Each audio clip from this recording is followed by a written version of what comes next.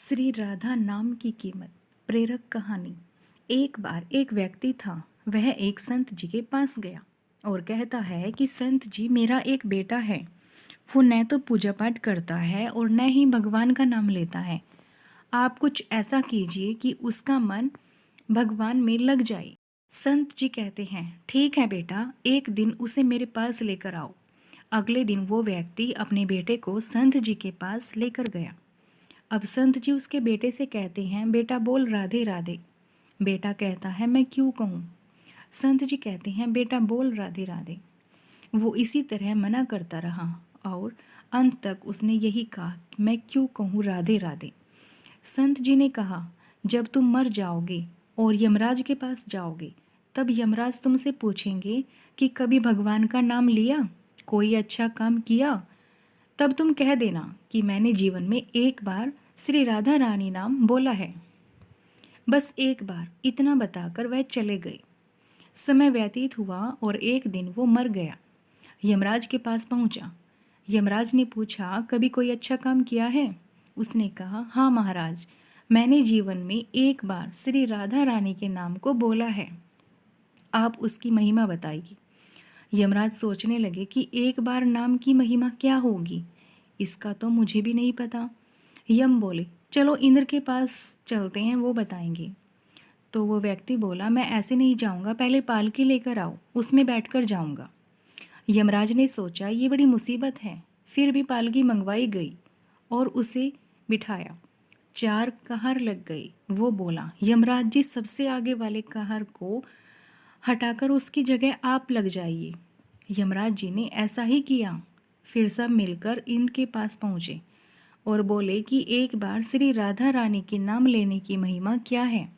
इंद्र बोले, महिमा तो बहुत है, पर क्या है ये मुझे भी नहीं पता। बोले, चलो ब्रह्मा जी को पता होगा, वो ही बताएंगे। वो व्यक्ति बोला इंद्र जी से, ऐसा है, दूसरे कहर को हटाकर आप यमराज जी के साथ मेरी पालकी उठाइए। अब एक और यमराज पालकी उठा रहे हैं, दूसरी तरफ इंद्र लगे हुए हैं। पहुंचे ब्रह्मा जी के पास। ब्रह्मा जी बोले, महिमा तो बहुत है, पर वास्तविकता क्या है ये मुझे नहीं पता, लेकिन हाँ, शिव जी को जरूर पता होगा। वो व्यक्ति बोला कि तीसरे कहर को हटाइए और उसकी जगह ब्रह्मा जी आप लग जाइए। अब क्या करते, महिमा तो जाननी थी। अब पालकी के एक और यमराज हैं, दूसरी तरफ इंद्र और पीछे ब्रह्मा जी हैं। ब्रह्मा ने सोचा कि ऐसा कौन सा प्राणी ब्रह्मलोक में आ रहा है जो स्वयं इंद्र और यमराज पालकी उठा रहे हैं। ब्रह्मा के पास पहुंचे। सभी ने पूछा कि एक बार श्री राधा रानी के नाम लेने की महिमा क्या है। ब्रह्मा जी बोले, महिमा तो बहुत है, पर वास्तविकता क्या है ये मुझे भी नहीं पता, लेकिन हाँ, भगवान शिव को जरूर पता होगा। व्यक्ति बोला कि तीसरे कहर को हटाइए और उसकी जगह ब्रह्मा जी आप लग जाइए। अब क्या करते, महिमा तो जाननी थी। अब पालकी के एक और यमराज हैं, दूसरी तरफ इंद्र और पीछे ब्रह्मा जी। सब मिलकर भगवान शिव जी के पास गए और भगवान शिव से पूछा कि प्रभु श्री राधा रानी नाम लेने की महिमा क्या है। केवल एक बार नाम लेने की महिमा आप कृपया करके बताइए। भगवान शिव बोले कि मुझे भी नहीं पता, लेकिन भगवान विष्णु जी को जरूर पता होगी। वो व्यक्ति शिव जी से बोला कि अब आपकी पालकी उठाने में लग जाइए।